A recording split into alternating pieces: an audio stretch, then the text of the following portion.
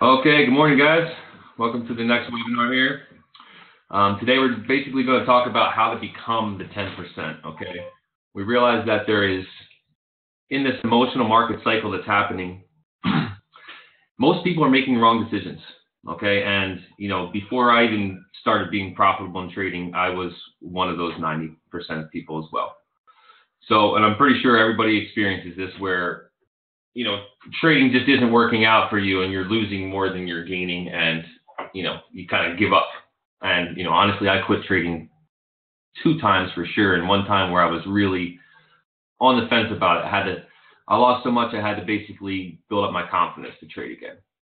So today we're going to talk about how to become the 10% and how to understand loss and to deal with it. Okay. Because we're all going to deal with loss, even when you start to gain, you're going to have times that you're going to lose. I lost a little bit on a Bitcoin trade yesterday, gotten stopped out, got into the market a little too early. It happens. So, but how we deal with that emotionally is what separates us from the other 90%. Okay. We're going to have losing trades. Okay. It's definitely going to happen. But we don't want to continually have losing trades. Okay. We don't want to get caught up in these emotions and chase things when we shouldn't be chasing them, or being impatient and getting into a trade at the wrong time, or being patient at the wrong time and holding on to a trade when we shouldn't. Okay, these are the biggest things that lead to loss. Okay, number one really that I found leads to loss is impatience. Okay, impatience meaning that when you see a market moving, you get into it at the wrong time. Okay, like for instance, when we look at Ethereum here, after we broke out from this right here, okay, the market's set up so that anybody who bought this break right here, if you don't take profit, you're going to get liquidated. You're going to be at a negative loss. So you always have to remember to take profit when it's there and be very patient on your entries. Okay, be very patient with your entries, and if the trade's not going the way that it should, cut your losses short. Simple as that. So we're going to talk a little bit more about how we can kind of spot these things as they're coming and make sure that we don't get caught up on the wrong side of the trade. So first, by identifying the market cycle, like we talked about on Monday, we can kind of clarify which side of the market we should be buying and which side of the market we should be selling. Okay. Then we get into using Elliott wave theory. We can kind of have a little bit of a basic idea of when would be the time. Okay. This is why I practice Elliott wave theory, because it kind of zones in on the prime opportunities to trade when other people are losing. Okay. For instance, in this Elliott wave impulsive cycle here, all right, there's 3 basic rules that Elliott waves follow. Okay, meaning that this first impulsive wave cannot come 100%. It has to basically hold a good retracement. All right, and that number 2 is that prime spot for my entry, for my technique that I use. Because when you have an impulsive move like this, anybody that chases it on the way up is going to get washed out on the retracement. And this is basically after you have a bullish move and everybody chases it too far, then when the price starts to come down, a lot of people will realize that they bought too early and they'll start to sell at a loss. If it's on margin or on leverage trading, they'll get liquidated if they bought too soon here.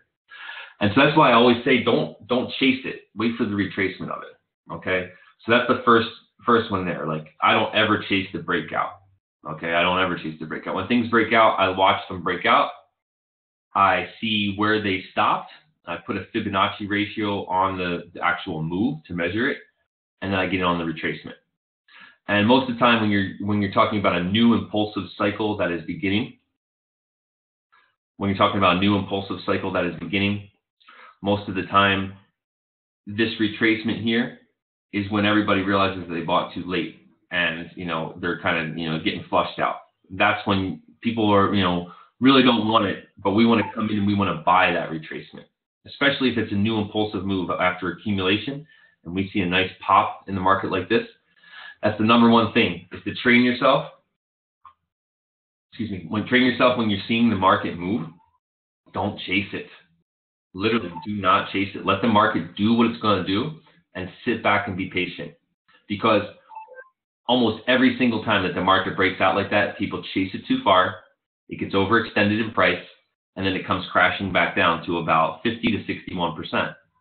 That's where we want to wait. We want to wait and get our placement at that point, okay? So we want to basically watch these moves unfold and realize how other people are going to lose on them. As simple as that, you know, like here's a prime example here of a move that we played in XEM, okay? Now, here, please bear with me, guys. My trading view has been very laggy the last 2 days. I'm not sure. Other people tell me theirs is kind of laggy too. So I'm not sure exactly what's going on. But it's taken me a couple clicks to get things going here. So here, on XEM, we had a breakout move here. Okay? We had a nice 1 and a nice 2. All right. Now, right here, we had another move in the market. All right? And when the price came back down, this is where we entered, all right, on that one signal that I sent a couple weeks ago. I'm going to show you guys why and how this, oops, I'm getting another fib there. Okay. Playing this strategy, this Elliott wave strategy, and understanding the basic rules of the Elliott wave formation, you got to basically know what you're expecting and to expect other people to lose money on these moves. Okay, and here's a perfectly good example. Like when the price breaks out, anybody who chases it on this leg up is going to be sitting at a loss on this leg down. So if you don't buy the number 2 retracement, you chased it and you're questionable in your trade. The only real secure people in this trade are going to be the people who bought the retracement. Bought the retracement kind of knowing, with my Elliott wave strategy, I always look for the number 2 points. In impulsive bullish markets, I always look for number 2. If I can't get on number 2, I go for number 4. I will never buy this impulsive leg up because I always expect it to retrace. I will never buy this third impulsive leg up because it's set up to also liquidate people who chase it. Okay, like most of the time when the price is going up on a market, if I see that the price is going up on something, I won't buy it when the price is going up. I'll buy it when the price is coming down. Because anybody who's buying and making these candles green is most likely chasing the price or chasing it out of a breakout pattern. And then when it comes and does the retracement, you know, everybody kind of gets shook, they get scared, they sell it down, and maybe even sell it at a loss. That's when we wait, because we've already identified the market cycle, the trend, the overall new cycle that's beginning in a lot of these, you know, clearing a resistance. You know, we've already mapped out what should be coming, you know, like the change in the trend and the new impulsive movement in the market. We've already mapped that out. So we're expecting stuff like this. We're expecting the market to say, okay, you know, we broke a resistance, we cleared a cloud or some sort of a level, and we're creating a new impulsive cycle. Off of that impulsive cycle, you're going to get everybody that's going to chase it. And then you want to get that retracement, okay? Right there, get that retracement. If you can't get that one, then wait, get this number 4 one. Okay, because if you buy this third leg, and this is how the market also liquidates people, especially breakout traders. Okay, like there's nothing wrong with trading breakouts, but it'll only get you so far for so long if you don't understand the Elliott wave theory behind it. Okay, meaning that, for instance, with a move like this, okay, now this right here had a nice breakout move right here. Okay, but anybody who chased this thing on its way up kind of shook out right here, or at least questioned their trade when it came down here to this low. Okay, now on all these moves, you'll always want to see, you know, just when you see a breakout, don't chase it, guys. Just wait for it to do its retracement right in there. Bam. That 50% mark, that's the prime spot. You know, I'll be waiting here between 50 and 61%, where I see the number 2 here. That's this is where I want to get in. I don't want to chase the breakout, because everybody who chases the breakout, they're going to lose money on the retracement. Okay, that's the prime spot. That number 2 is the prime entry spot. Okay, let's get this out of there. Now, what happens is if you're not paying attention to Elliott wave theory and you're just being, let's say, a breakout trader, and you're trading the breakouts with the momentum. So a lot of people are looking at this like this, like when this thing breaks right here and creates this little cup and handle, you're going to have a lot of people that are going to chase it when it breaks right here. Okay. A lot of people, they're going to chase it once it breaks this line. All right.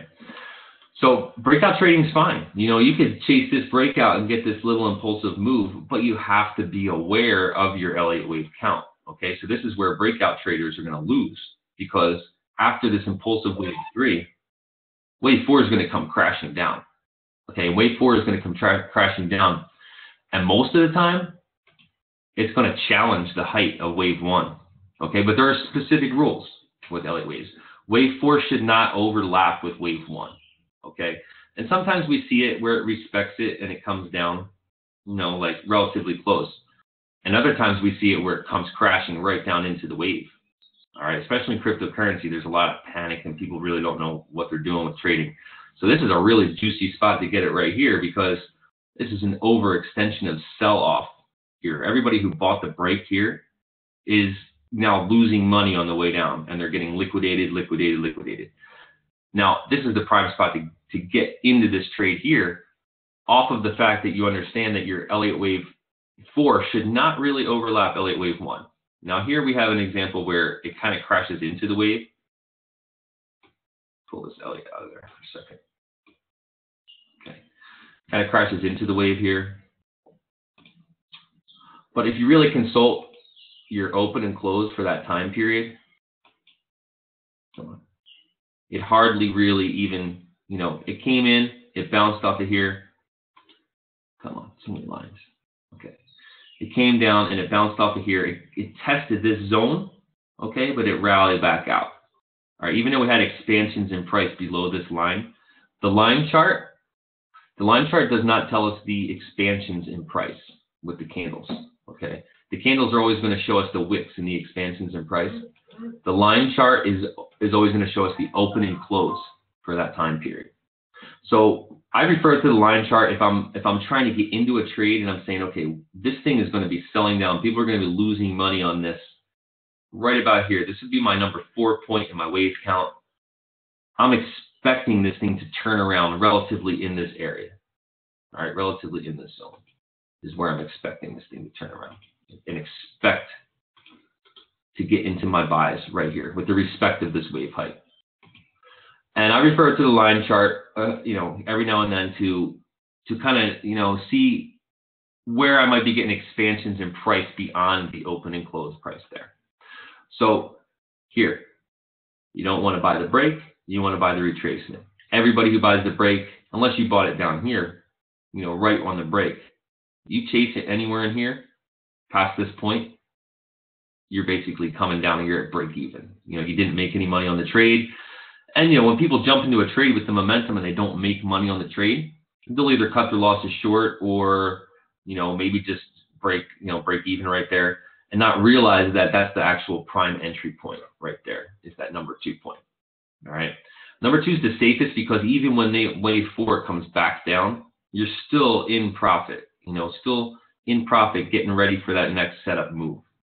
So it depends. Sometimes I play these waves where I'll get in on a number 2 point and try to sell at a number 3 point and maybe come back in a number 4. Or, if it's something I see has greater potential, I'll try to get in here and then just kind of like basically hold my position.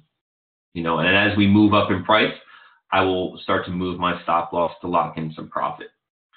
So those are the kind of things that we're looking for in the trades, to where other people are losing money by chasing price and we're waiting for it. We're understanding the direction that this thing is going in, and we don't want to chase it. We want to get on the retracements, whether it's the number 2 or the number 4, because with Elliott wave rules, number 3 wave, it should not be the shortest. Okay, it doesn't mean it has to be the longest, but what I found is that most of the time, number 3 expands in price.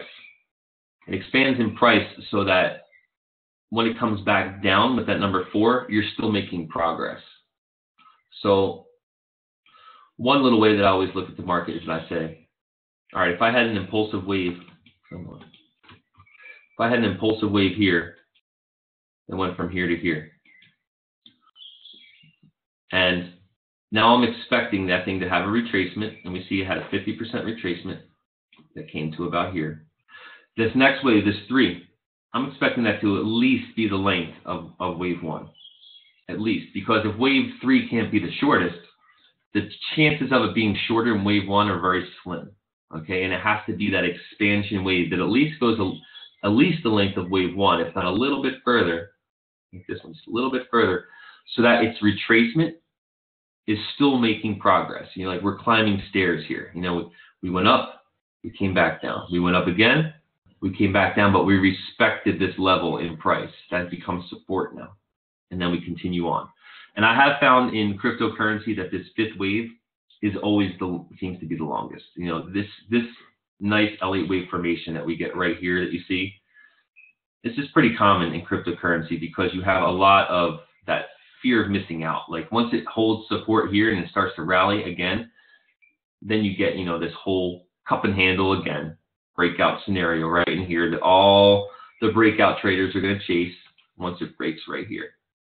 Okay, which is why you see this influx of volume right here. Okay, this is all the retail traders that say, oh, man, this thing's still moving. It's still going. And then that whole fear of missing out kicks in, and that 5th wave pushes us a little bit higher. So we just got to be in tune to how the market is unfolding in waves and capitalize on it.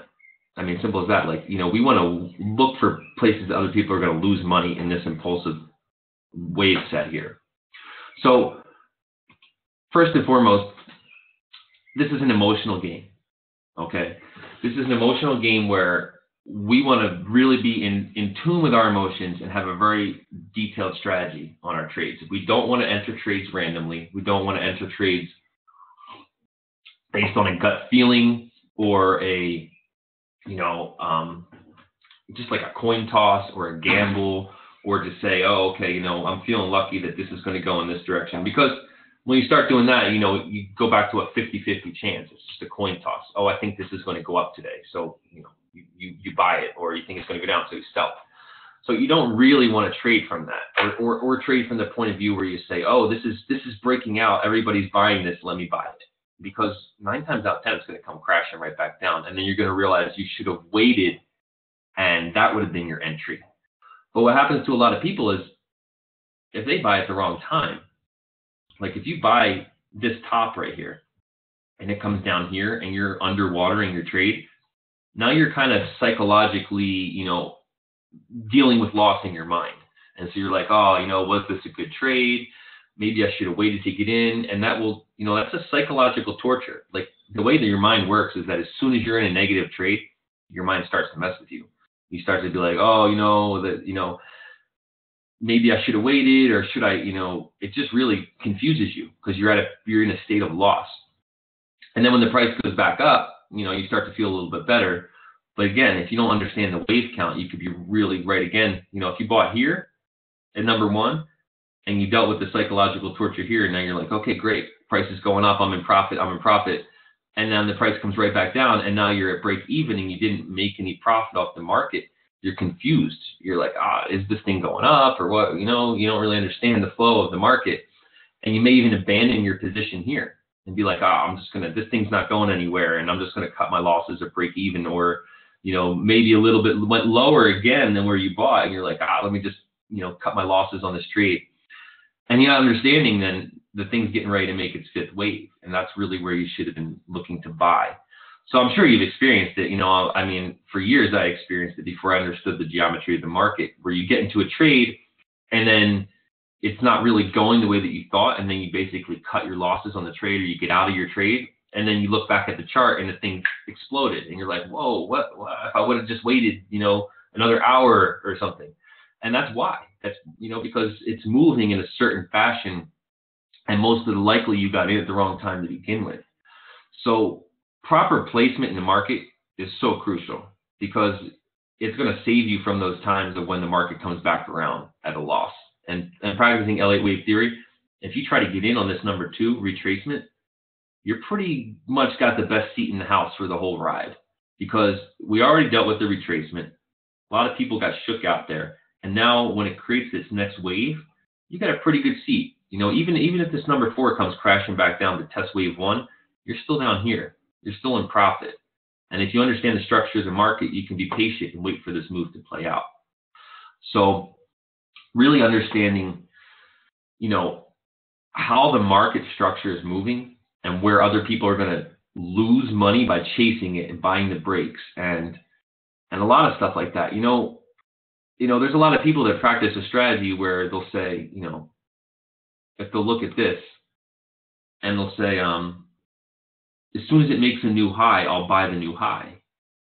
Now, I don't understand why people play that strategy, because when things make a new high, they retreat and they recess, and that doesn't mean that they're going to continue on and make a new high. Like, I know a lot of people that said, I bought the new high for Ethereum. Basically, like, they had a buy stop, when Ethereum made a new high to buy the new high. But, now we're recessing from there and we're consolidating.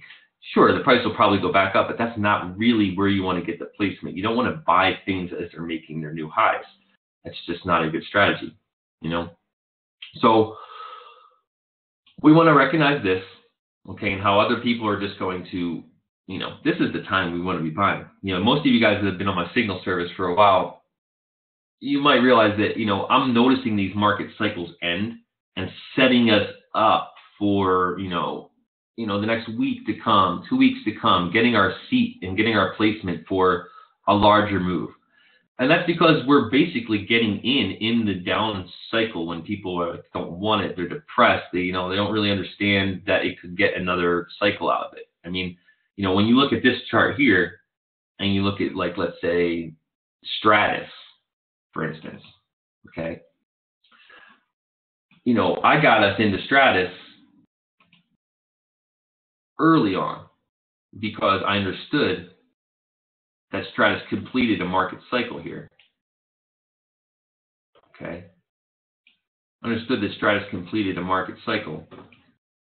All right, complete the whole thing. And down in here is when everybody really didn't want it, even though, we were looking at first here about this 88, 76, 78% retracement point, sold down a little bit lower and then smacked down a little bit lower again. But then it finally, once it broke free of all this resistance, it's creating another market cycle. So using this strategy, you guys have to realize that we're seeing the future before it happens a little bit, because we're understanding that one market cycle is kind of lead into another, and that that the price of things is going to go through these emotions of denial and panic and anger and depression, and right in here in this depressive state and this down type, this down in the trial here when nobody really wants it, because things are going to oscillate up and down.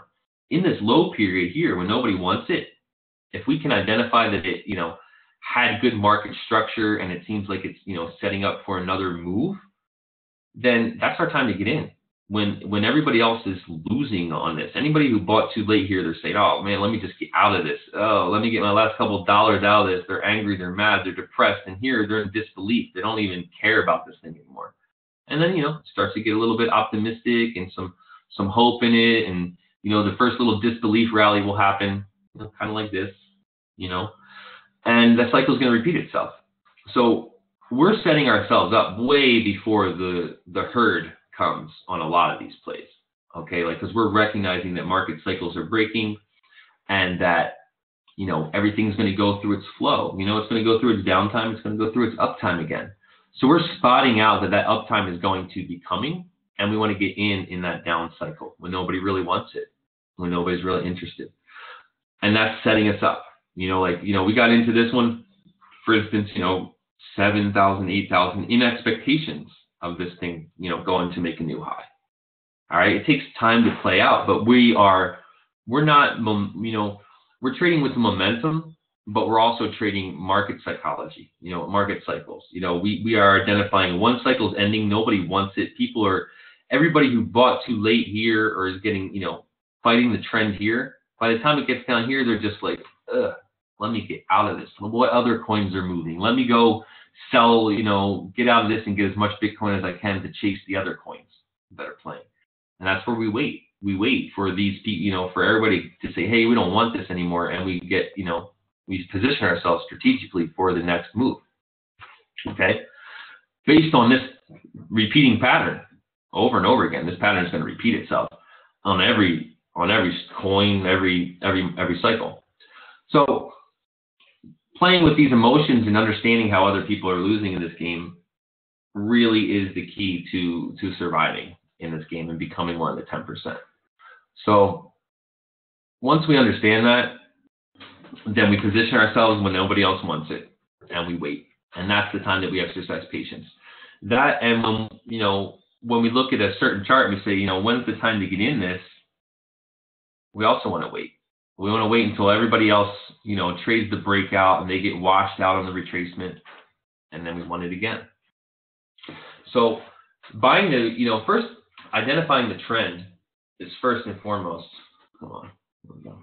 Identifying the trend is first and foremost. And then once we can identify the trend, then we understand, hey, this thing is moving up. This thing's moving up. Most of these things are moving up. So let's get them when people don't want them. Let's get them when people are selling out of them and don't want them anymore. Okay. And so that's what the strategy that I like to practice, that I find it works the best.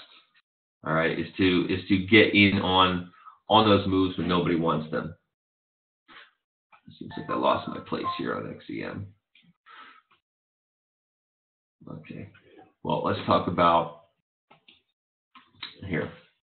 Okay, now a biggest thing here too is not only identifying the other emotions of the other traders and how they're losing money and where would be the good time for us to get in. Like, we're identifying the trend, the new market cycles that are beginning. So we want to buy the dips. When other people chase it too far and then they start to get washed out, we want those retracements. Okay. So first, it's identifying how other people are going to be losing money in this emotional cycle and how they're, maybe buying too soon and they're getting washed out when the retracements happen, and we want to get in there. But another biggest part of it is controlling our own emotions, especially when we lose. Okay. We're all going to have losses in this. We're going to misjudge our entries. We're going to get off, our wave count. But, for myself, I've kind of got to the point where I'm probably wrong about 20% of the time at this point. But when I'm wrong, I just always protect myself with a stop loss and move on. Don't get stuck in that emotional torture of being wrong, because as soon as you get stuck in that emotional torture of being wrong, you start to revenge trade. Okay. And you start to some guy even sent me a message. He bought Ethereum too soon, and then he bought it like up in here, and then he got washed out here. He didn't buy here, wound up buying here, and he's losing again. And he sent me a message that he's gonna, rage go long on Bitcoin, at 1100. And I know he got washed out because Bitcoin went down and tested 1075 again. So when you get into that emotion of loss, you don't want to feed it. You don't want to feed it with that whole revenge trade mentality, because most likely you're going to make another bad decision right away. You're not in the right conscious mind to trade. So if you lost money on a trade, walk away. Like literally, guys, walk away, go do something else, reassess the charts later. Like go do something happy. If you got kids, go spend time with your kids or your woman, or go do something fun and get your mind out of the charts for a minute, because there is going to be loss. This is not 100% win every day, a good day type of a game. We all are going to deal with loss, but to make your losses less than your wins, that's the key, to cut your losses short and to let your winners ride. Okay. And to exercise patience and strategy of where you're going to get into these trades. Because if you lose on a trade and you start, throwing money at another trade because you want to get that loss back, you're doing it wrong. Most times, 9 times out of 10, you're going to lose, and you're going to lose more because you're trying to do something to get back. You're revenge trading, and revenge trading will will wipe you out faster than anything else. I mean, trust me, like I blew one of my accounts previously by revenge trading, by saying, oh, okay, you know, I messed this trade up. I want to get back into this. I'm sure I can make it up on this. And then you make another bad decision. You misjudge the market in another way because you're not in the right psychological mind state to be trading. So really remember that. You don't want to get caught up in these emotions at all when the market's moving. And then when you lose, you want to basically, you know, just walk away and reassess the market in a different mind state and never revenge trade. Because being impatient, first of all, trading with the rest of the herd into these emotions and not understanding what's going to happen next, that is the number one reason for loss. People just not understanding the flow of the market. Then misjudging their entries and chasing things. That's another reason for loss.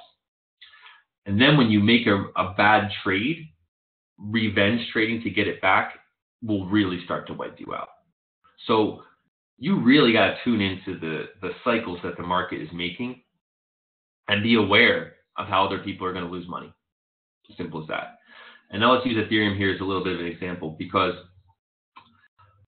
right here, this is basically setting itself up to see if it wants to hold this support right here. Okay, if this breaks this support, this whole thing is probably going to do a deeper move, a deeper retracement. So as we trade our Elliott wave theory, we want to trade the upside.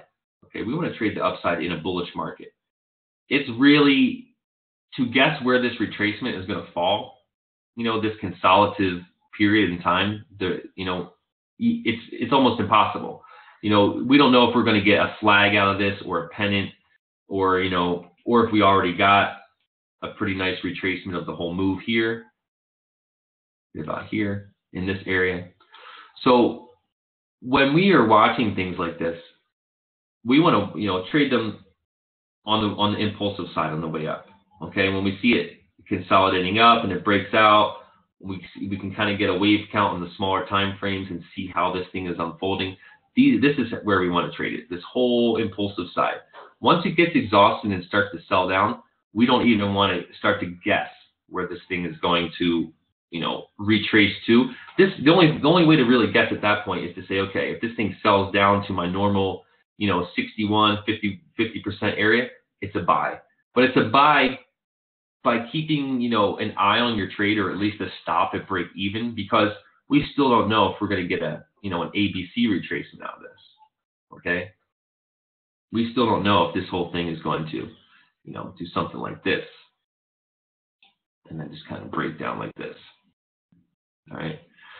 But if we get this point here on the initial sell-off, we get this retracement, we at least have a good chance that if this thing continues, we got a good spot on the retracement. Okay. Again, buying everyone else's loss here at this retracement point.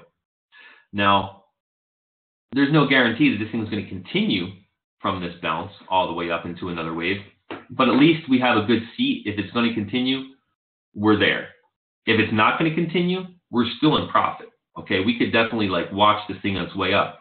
And the way that I would play this is, if I bought this dip right here and I've seen it make a nice wave up here and hold and then start to go up, I would basically be sitting in a little bit of profit right now with a stop loss right. Not there. Sorry guys, my mouse and trading view or something's just not jiving here.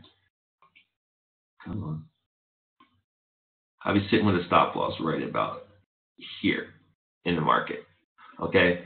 So, and maybe even a little bit higher at this point. This is where I would have had my stop loss after I got into this trade. Okay. If I bought this dip, I would have a stop loss relatively below these lows as we start to climb higher. Now, if this thing breaks this line, I might keep the stop loss actually right here, because if it spikes down here, I don't want to get stopped out. If I get stopped out here, I'm still in pretty good profit. Just a little bit of profit, but it's better than a loss. So now I'd be watching this thing to see if it respects this line. So here, this could possibly be another entry right here if this respects this line, because for things to continue, they need to dump out the impatient buyers, honestly. So only the people that bought the fear right here on this whole dump, whether you bought it in this spike or whether you bought it down in here. Only the people that bought the fear are really still in profit on this trade. Anybody that bought right in here, these are the only people that are really still in profit on this trade. No matter what this thing wants to do, even if it dumps down here, you're getting stopped out with profit. Okay, so you got to literally look at this here. Like anybody that bought this on the way up on the breakout here, liquidated, shook out. Okay, only people that bought the fear right in here are sitting in profit. Okay, still in profit, still in profit. If it bounces here, you're still in profit. If it comes down and stops you out here, you get stopped out with profit. And then you can reassess the whole situation if you want to, get rid of this trend line that if it broke, and then look for a retracement of the whole move and get back in. So a lot of this is, really just understanding where to buy and where other people are going to get screwed because they're going to exercise impatience. Like right about here, as this thing's breaking out, a lot of people are just chasing it. And then it flags up really nice here. Really nice flag up here. Okay. But even this move got completely wiped out. Even this entire move got completely wiped out. So anything above here, you're only safe if you got in here at this point. This entire move got liquidated. And only the people that bought the fear of that move are sitting in profit right now, unless you got in before. So anybody who said in here, okay, I'm going to buy this dip, I'm going to buy the retracement anywhere in here, you're still kind of questionable. Only the extreme, dump out right here, this extreme dump out, this fear of like, oh man, this thing's going down. Only these people that bought here are in profit. Only these people that bought in here are in profit, unless you're holding it from down below, of course. But going with the momentum and the flow of the market, this is it. As far as, to get into Ethereum as it's pushing up, you literally have to wait and be patient to get this retracement and now be sitting in profit. So we'll have to see what Ethereum does right here, because I actually have a feeling that it's going to respect this little trend line that it's on, and it's going to continue. But it has to really just get people out. It's not going to let you have to remember, 90% of people are losing off of this. So if this thing, respects this trend line and continues, what it's going to do, these lines are way off today. Okay. If it kind of respects, wow, sorry, forgive me guys. This is just putting double lines and really laggy. Okay. This respects this relative trend line right in there. From where we started here, we're kind of going up, we hit it here. If this respects this right here, this would be a perfect pivotal point to dump out everybody who bought basically up here. Anybody who bought at this point in this entire area right here is getting dumped out right now. Okay. Anybody who thought, okay, this thing's going to, it's going to break, they're all getting dumped out right now and getting washed out, questioning their trade, maybe even sitting in negative profit, maybe even saying, hey, I'm just going to get out of Ethereum. But not understanding that it's still kind of respecting a relative trend. And now this might be the place to buy other people's loss right here. Because the market needs to spit people out that were impatient. You see it over and over again. Like, if you bought too early, you're basically washed out. Okay. It's only if you really plant yourself with patience and expect that move. So right here, this move that this is going through right now, this is rewarding the patient traders that might be buying this dump right here. Anybody who bought in here, and this is like, hours of consolidation in this zone. We got time that was in here, for a couple days, 2+ days of consolidating here, and then a dump out. That's almost the kind of dump that the market needs to say, oh, and then bounce off of that. So I'm always really I get very suspicious of things when they're getting close to their resistance line that they need to break. And then if they break down like that, that's usually, in an upward trend, that's usually the breakdown move that acts as like a spring to kind of spring it back out, because we got rid of all of these buyers in here. They get sold, bang, and then it has a place to, like a pivot point to kind of jump back up off of. So we really want to be strategic in our placement. We don't want to chase anything. So the rule number one is don't chase it, wait for the retracement of it. And that would apply in any time frame. Whether it's, if you miss this move here in Ethereum and you see it's getting, obviously extended up like this, just wait. Just don't even look at the chart for a couple of days if you want to buy Ethereum. Just wait, because you have to realize that the market has to spit all these people out. It has to spit them all out and really consolidate and then find support again. And the only way it's going to find support again like that is when it dumps all these people out that were impatient, and then it gets a nice bounce by people who see, oh, whoa, it's getting down below 40, and then they buy it. So we'll have to see how this, deals right in this area. But to me, it looks like it's set up for a nice place for it to bounce, if it's going to bounce, because all these people now are losing money on this dump, and anybody that's left from up here is kind of questioning right in there. So things, they do kind of respect the relative trend. So we'll see if we get a respect on that. I know ETC got a pretty nice respect of its trend. All right. Right in here. And it almost even bounced right off its trend. Now, what I want to show you guys too is that how things are basically set. You're really only going to make money in this if you're really, really patient. Okay. Or unless you just have a stomach to deal with a little bit of loss at a moment. Okay. So this one here, called this retracement, and I started rallying up here. Okay. Now notice what this did when it broke out. Okay, this is why I don't really buy the breakout. I will kind of if I see something breaking out like this, consolidating up, and then it breaks out, I'll always try to come, not chase it, but buy the breakout line. Okay, because price most of the time will come back and visit those price points, meaning that this was resistance for a while. Here, resistance, and then it broke. So it's broke to continue on, but before it continued on, it came back and clarified that this level was now supportive, and it even actually liquidated anybody who bought the break just in this little move.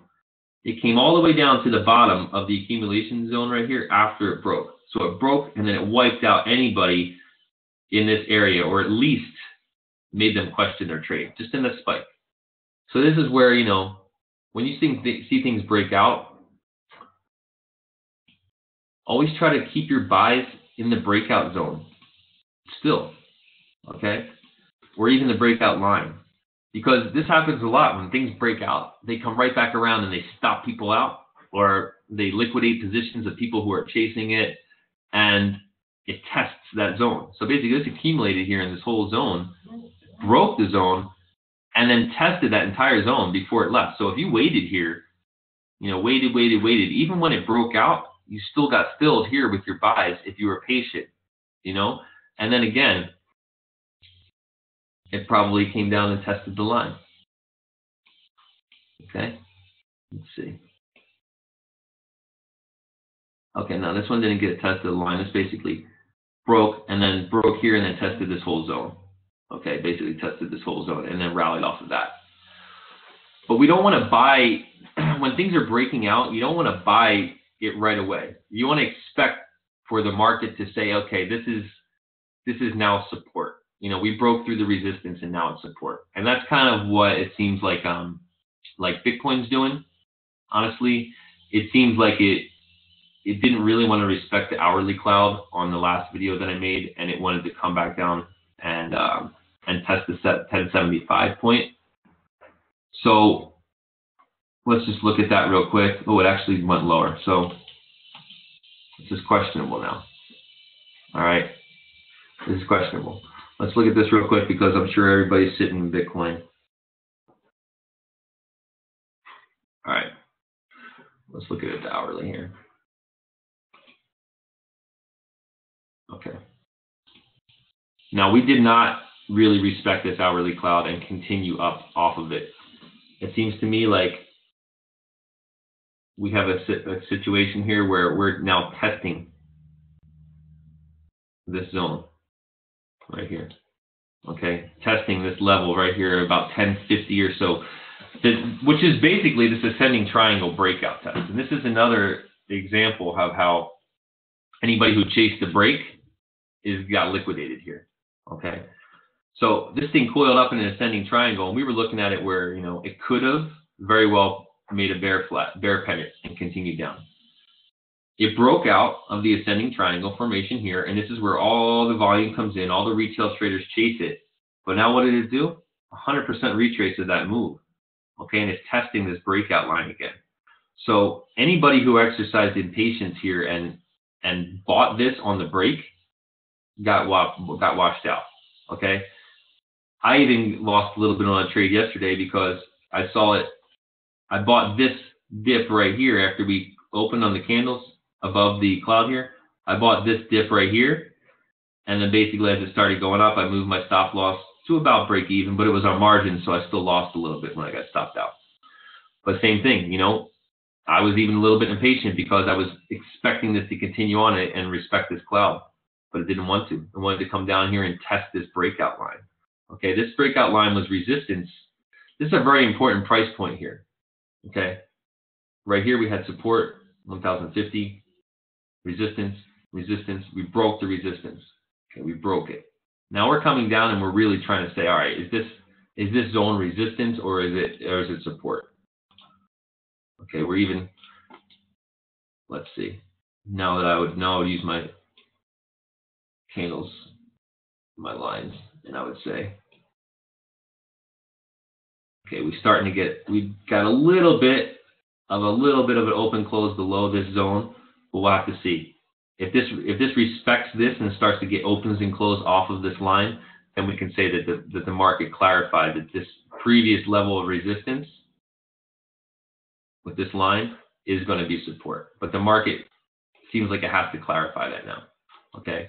So another example of you don't want to chase anything. Okay. When you see a breakout, don't chase it. Don't chase it. Even though it looks like it's going. Chances are it's not. And here's another example of how it's not. You know, it comes right back down and liquidates anybody who chased this thing, and really is only rewarding the people who are patient or who are buying the fear right here at this point. Okay, same example. All right, this is set up to wash people out. All right, and we'd have to get a read on this, to play this move now, because it's such a questionable down impulsive move that if this level right here doesn't hold at this point, then we got to really start looking back to where it might find support. Okay, here, 61. If this line breaks, it's going to look for support here at this 61% of the whole move. But then we'd be trading back under the cloud again, okay, on my Ichimoku cloud. And we'll get into the Ichimoku cloud later. I'll probably just maybe take it off for a little while. But this is the kind of thing, you know, the market's going to move and it's going to basically liquidate people. All right. This could be a very nice entry for Bitcoin right now, basically seeing how it handles this line. If it wants to really start to open and close away from this line, then we can maybe say, okay, let me get into a long position and put my stop loss under this line, because it's already clarified that this line is support. That would be a safe play to say, okay, you know, we've already tried to penetrate this line. We're moving away from it. Let me buy it on its way away from it, and let me keep my stop loss under the line. Okay. That's another thing, you know, always use stop losses. You know, sometimes they'll bite you in the ass and you'll actually take a little bit of a loss when you didn't need to. You know, I'll admit they do kind of add to loss a little bit.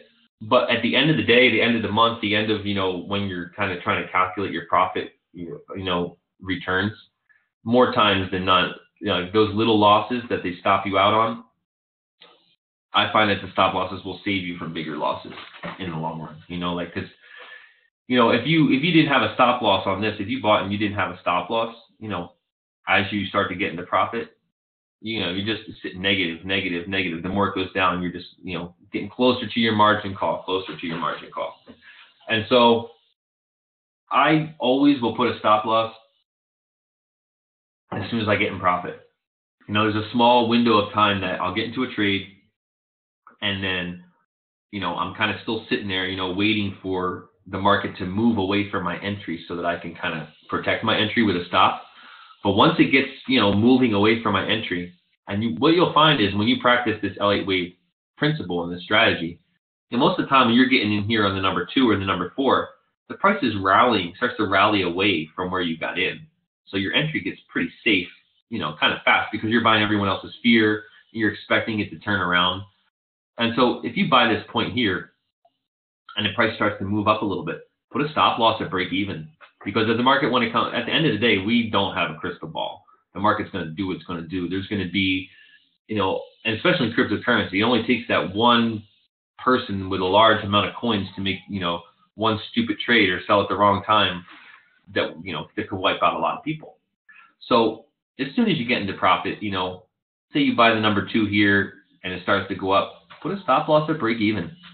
Even, sometimes you might even say, okay, the price comes back down, stops you out at break even, and then it starts to go again. Take the trade again. Take the trade again. I've actually, in foreign exchange, sometimes it takes me 3 tries to get a trade. If I can't get it on the 3rd try, I give up. But I have tried to take trades, where, you see a market going up and you want to short it, and, you feel like, okay, this is the top, and then it comes back up, stop, and then you get in profit and get stopped out at break even, and then you try again. Okay, it's going out, you short it again, and then you put your stop at break even, and maybe you get stopped out again at break even. Then you try it again.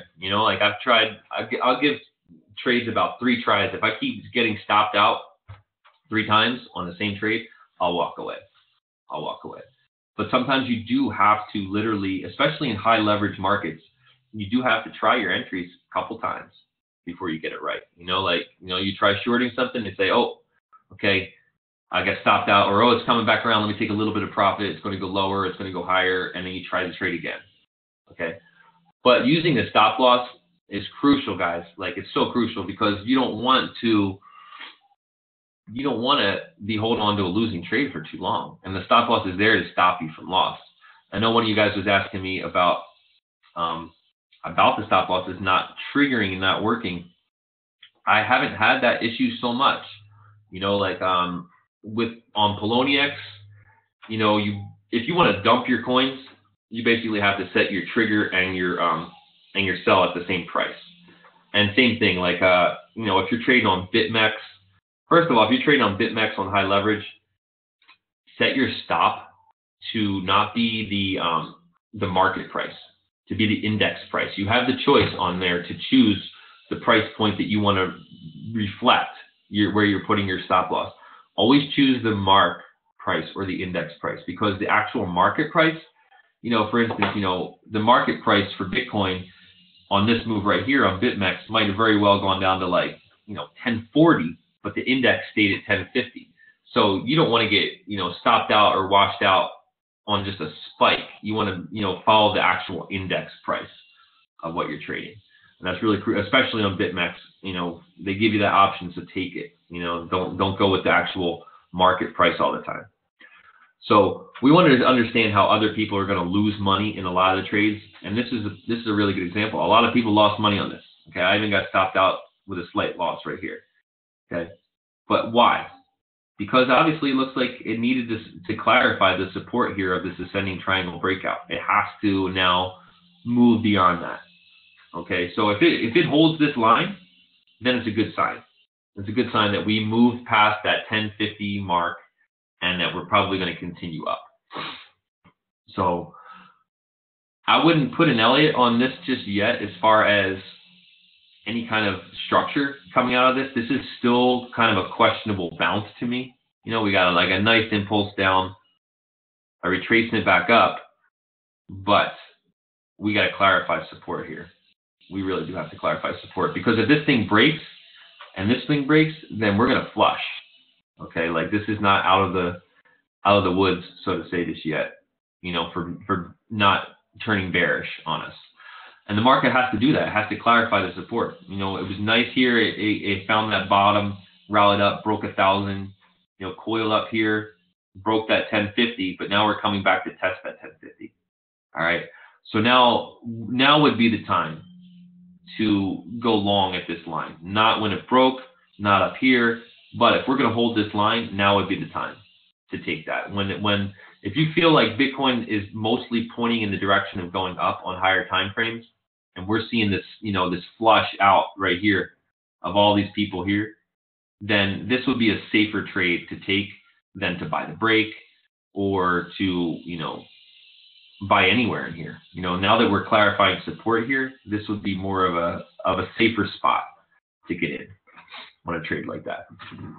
So we just really want to identify a lot of these places where other people are losing money to try to get in, basically to try to get in. Okay, let's check out a couple other markets here. Let's look at GNT because this thing is painting beautiful Elliott waves. I missed this one.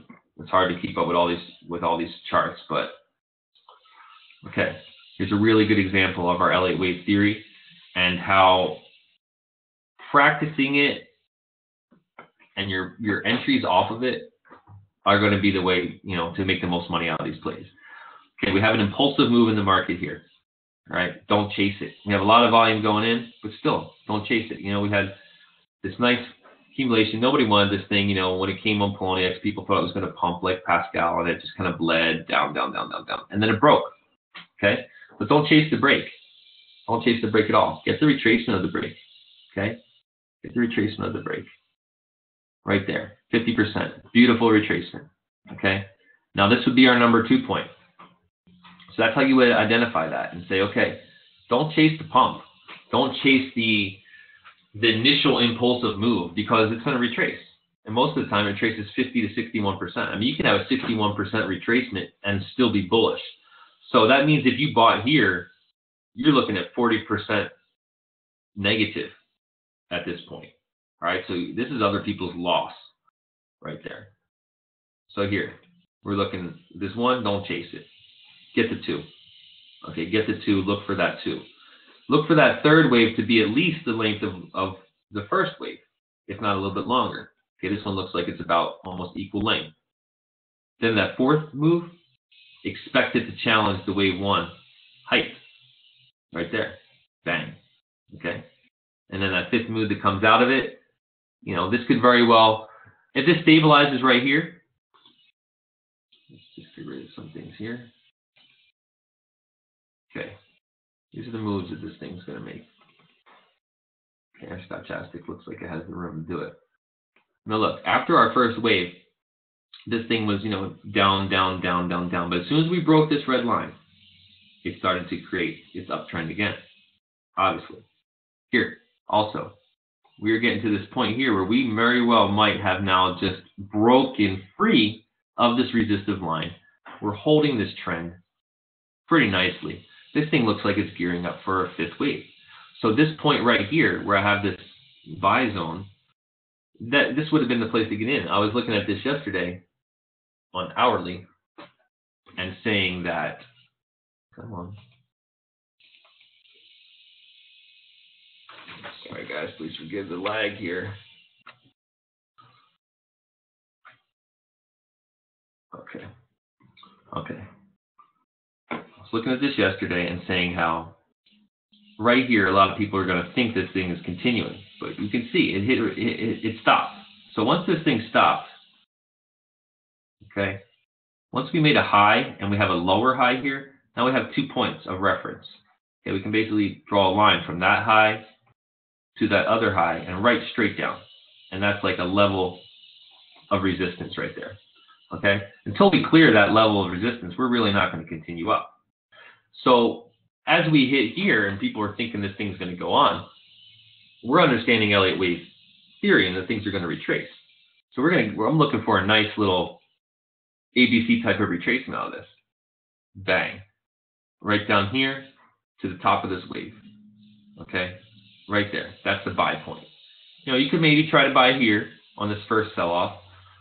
Maybe add to your position here if you really are confident, you know, want to trade it like it's going up and you're kind of scaling in. You know, you want to buy the dips. You want to buy the dips.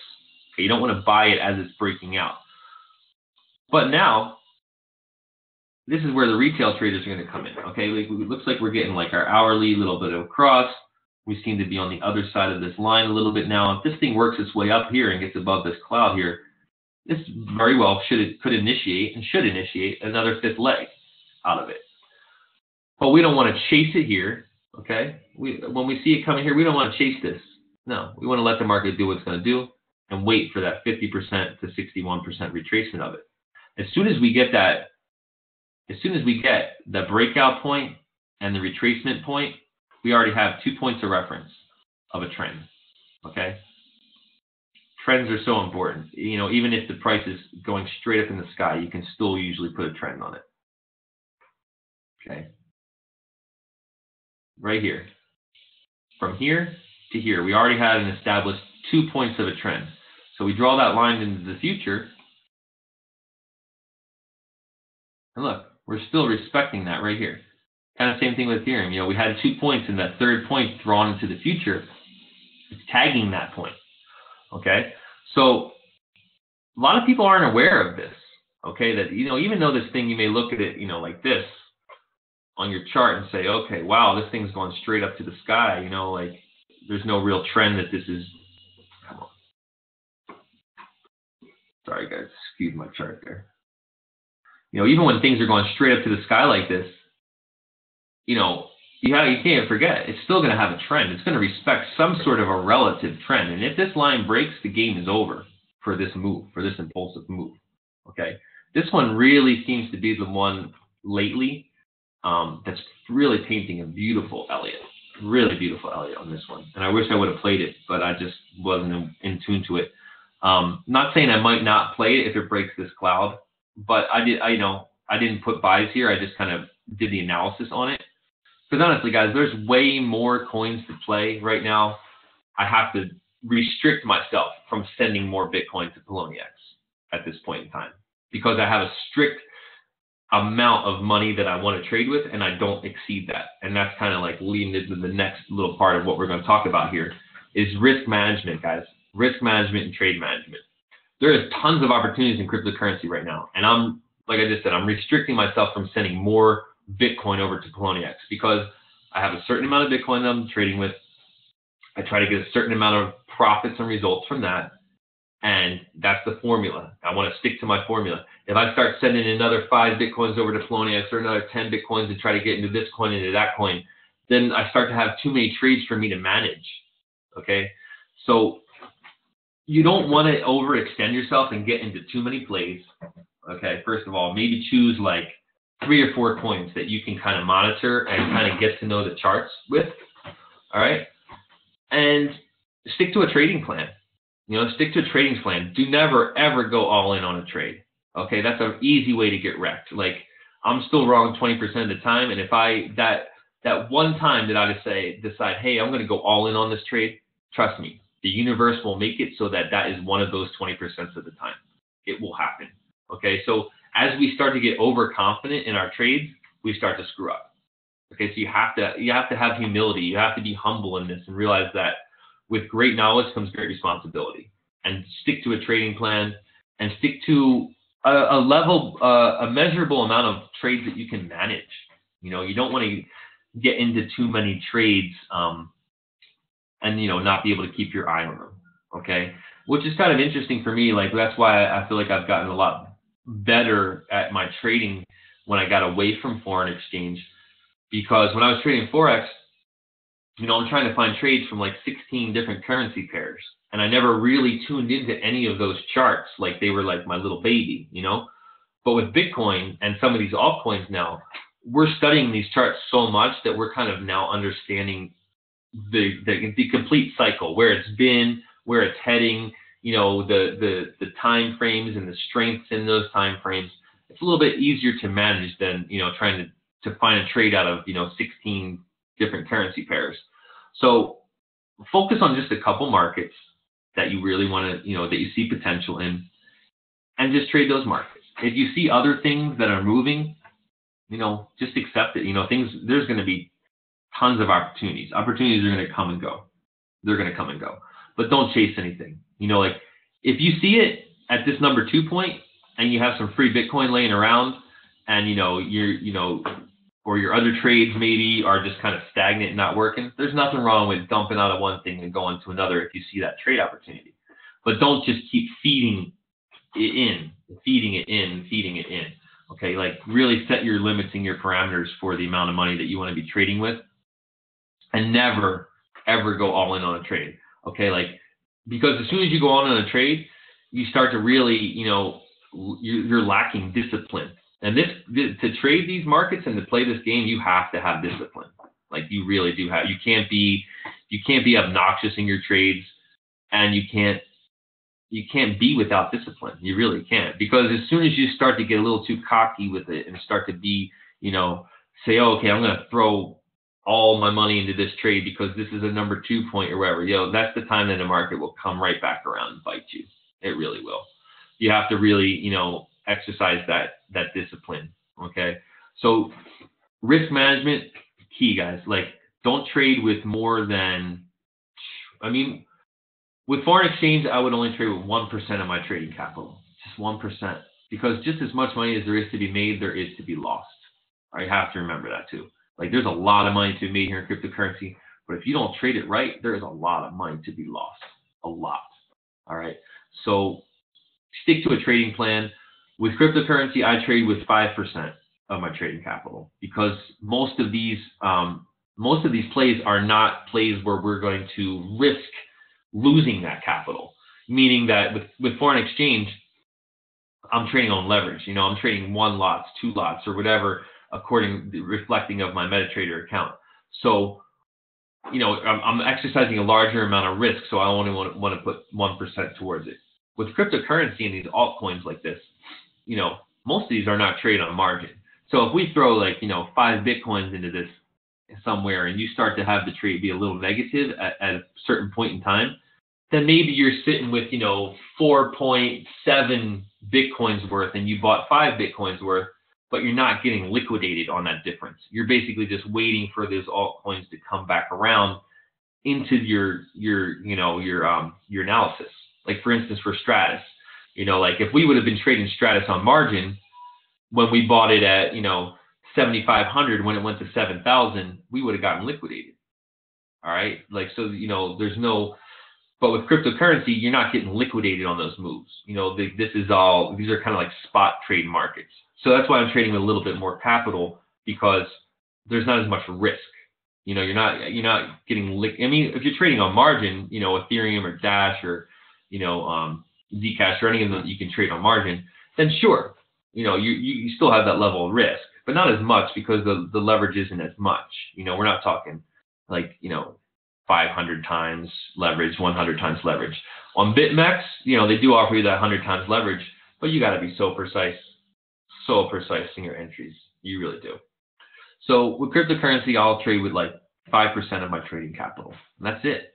Because you can make a lot of money by just taking 5% of your money and continually increasing it in value, by practicing these strategies and practicing these moves and saying, okay, let everybody else chase this thing. Let me get the retracement and wait for it to make its next move. This is a prime example right here. We can even say that it broke right from here on top of the cloud. This is a prime example of how we're waiting right here, positioning ourselves for an expected, come on. Sorry guys, this is like really laggy. Don't know what I pushed there. Come on.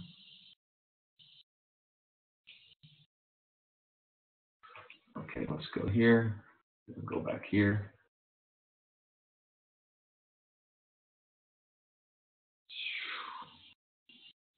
Come on. Sorry guys, I don't know what's going on with that. Let me try to pull that chart up on another window here. See if it came back. Doesn't want to come back. All right, let's pull it up in another window here. Okay. So here's a prime example here of where you could just trade with, a small capital of money with the Elliott Wave strategy and just be expecting that after this initial move right here, you catch the retracement of it, that you're at least going to get this much profit out of it. At least going to get that much profit out of it. Simple as that. The impulsive move happens. You don't chase it. You wait for the retracement of it. You get you get planted there on that number 2 spot of the Elliott Wave formation, and then you're at least expecting a move similar to this one in value. This one went about 80-90%. Okay, so you're at least expecting to get. Well, the percentages are going to change as the price changes. So I always just measure the move like this. And we'll say, okay, this one went about that much. This next one from where it holds the retracement right here should at least go that much. And wave 3 is usually a little bit longer. So it went a little bit longer. Got a little bit more value out of it. Okay? This wave 4 is going to come down. It's going to test this wave 1 height. So when you see this thing selling down, a good buy zone would be right here at the top of this wave 1 height, right in here. Right there. And it got tagged again right here. Okay, even though that this little wick exceeded the trend right here, it really didn't do anything else. It didn't really open and close out of that zone. Now looking at the open and close price, we might actually see this thing bleed down to this line a little bit more and kind of make people unsure if it's going to continue. But chances are that this thing will most likely continue because it seems to me like it's lacking. Its last impulsive wave here. We got this 1, we got a 2, we got a 3, a 4 that challenged the top of wave 1. We're relatively respecting this trend. So if you bought here, you're still kind of at a good place where you could, if you buy this sell-off, everybody else is fearing their loss, and you're expecting it to challenge this wave 1 height, then you got a really nice little buy zone here because you're buying right here, and you're still in profit. Right here, even though it's just a little bit up, you're still in profit, where you can have a break-even stop that might have got you right here. This little this is where you sometimes got to take the trade a couple times because if you buy here and you put a stop at break-even, depending on where you bought, this little wick right here could have stopped you out of break-even. Okay, and then you got to say, okay, should I take the trade again? Should I take the trade again? That's where you got to try to say. Really, really weigh it. Look at other factors, and say, do I think this thing's going to get another 5th leg out of it? How does it look on our time frames? Is it strong? Is it trending up still on a bigger picture? Okay, like our daily seems like it's still up here, We're going to talk about this stochastic RSI and all these oscillating indicators, but I try to keep my trading strategy really simple, guys, really simple, because all this whole list of stuff on here, I swear it is here to confuse you. Okay, all of this stuff. I hardly use any of it. Okay, hardly use any of it. I will mostly use exponential moving average, stochastic RSI, sometimes the median average, convergence and divergence, which is basically just another oscillation of strength, like the RSI. And sometimes the Bollinger Bands, sometimes, when I want to see, how moves are unfolding and going to break. But this seems to be painting itself very beautifully here, like an Elliott wave, okay? And this is where you would you don't want to buy this thing on its impulsive side, okay? This is where we want to understand how to become the 10% of people who are going to make money out of this move. Because anybody who chased this move here lost money on it. Anybody who chased this move past this point right here lost money on it. But there's a lot of money to be made in this move by understanding how it's going to flow. I mean, this thing is still up 100% after going 160, 170%. Okay, so there's a lot of money to be made on this expansion in price. But you have to understand how to play it. You can't play it like the herd. You can't come in and say, oh, shit, this thing's breaking out. Let me chase it. Okay, because you can almost separate right here. As soon as this volume came in right here, boom, and everybody chased that, boom, right back to where it went, 100%. Anybody who chased this break right here now is at a loss or at break even. but that's where we want to buy. We don't want to chase the break. We want to let the market do what it's going to do. Buy the retracement. Buy the retracement. Buy it when everybody else gets shook out and they don't want it, because we understand there's a larger picture unfolding. Okay? Most of the time, when the market wants to make new impulses in price, a new run up in price, it almost always makes it in Elliott wave fashion. Okay? We're always looking for some sort of impulse, retrace, impulse, retrace, impulse. Okay? There's a lot of traders that recognize that, but they don't subscribe to the Elliott wave theory.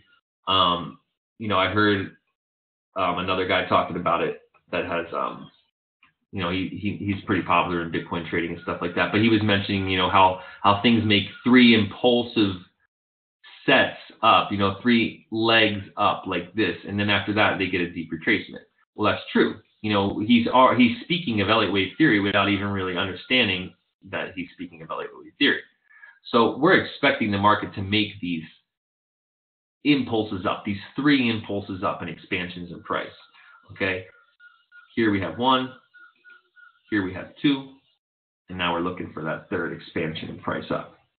Okay, but we don't want to get it when it's expanding in price up. We don't want to be the ones that chase it on the way up, because every single place that it got chased, okay, we're going to separate them out with a yellow line here. Okay, right here on this first impulsive move, right here. If you bought past the yellow line and chased it, you're done.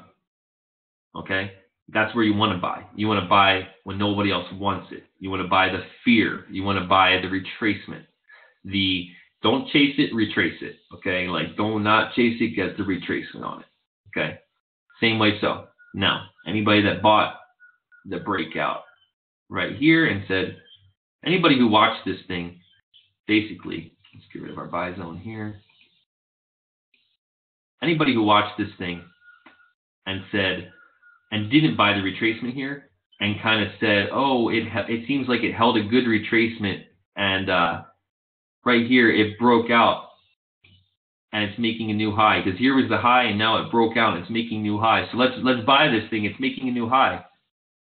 You're in profit for a little bit, but if you don't take profit and understand the relative length of that wave in relation to the first one, if you don't take your profit, price comes right back down.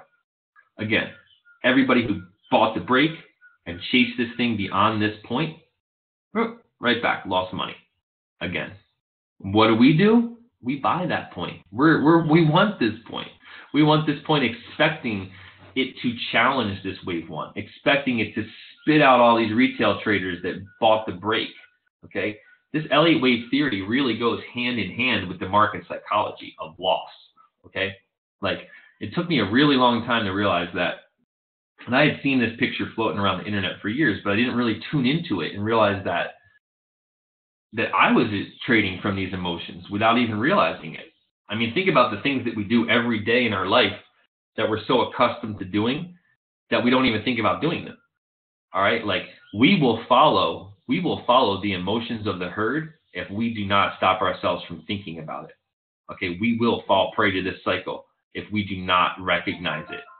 All right, so that's really important. Like, it's one thing to see this and say, oh yeah, but you really have to focus on it and say, why are people losing here? Okay, people are losing here because they're getting optimistic and the belief and the thrill and the euphoria, all these things are coming, but these people aren't understanding the market cycle. They're not understanding how they're getting set up to lose when this comes down. All right, only the people, if this is going to be a bullish market and hold a good retracement, only the people who got into this belief or the hope are still in profit when this thing comes crashing down and holds a retracement. Now, this example, the thing retraced all the way down. But in a bullish market, we'll go through all these emotions and then hold a retracement, maybe about here at denial kind of stage, and it will hold a retracement of this entire move and then continue on. But we want to understand all these emotions and not get caught in them, because you will trade from this emotional standpoint without even realize you're doing it. Honestly, without even realize you're doing it. So you really need to say, wait a minute, where are we at in the cycle here?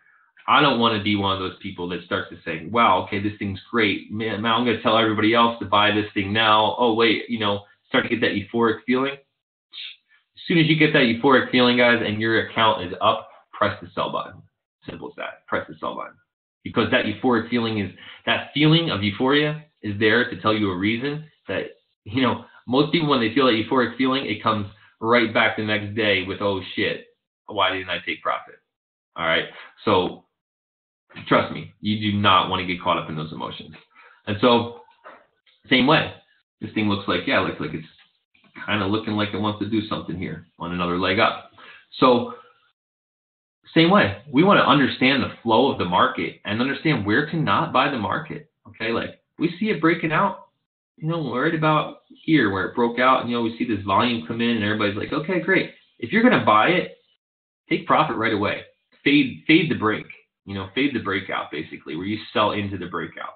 All right, you know, like I wouldn't take a short position against a bull market, but you have to understand that that first breakout move will get faded and it will sell down. I mean, we see it on Zcash, we see it on, I mean, almost everything. Nothing really breaks out and then just continues up. You know, maybe Sia Coin is starting to continue up because it has a larger kind of wave set that's unfolding. It has to hold above 50. But like stuff like this, you know, when it breaks out, you know, we don't want to chase it. Just let the market do what it's going to do.